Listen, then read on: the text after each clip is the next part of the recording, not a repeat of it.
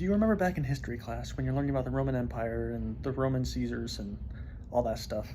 Um, I was just kind of looking back over that, and it just kind of was fascinating me, just history and those kinds of things, and seeing like the amount of documents that we have to prove stuff and how interesting it can be finding artifacts, and maybe there's information we thought was true, but now we can balance it because it's like, oh, the Romans wrote about it. I don't know if you can trust really the people who wrote about it, if there's not other things, so we can prove stuff, and it's just really interesting stuff.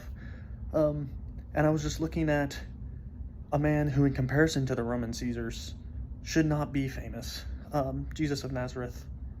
But there's, depending on who you ask and what the measurements are, there's close to 30 documents referencing Jesus of Nazareth's life on the earth, which is substantial. Like, comparing that to Roman Caesars, who were like the top dog in the empire of the time, a random Jewish man who wasn't even accepted by his own government is somehow being written about to the same extent as a Roman Caesar is kind of mind-boggling.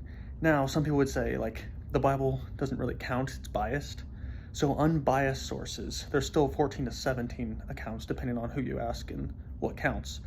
People like Josephus or Tacitus or Lucius, these guys who were also known writers for the Roman Empire, and lots of really reliable documents that we get for other historical evidence, are ones who wrote about him.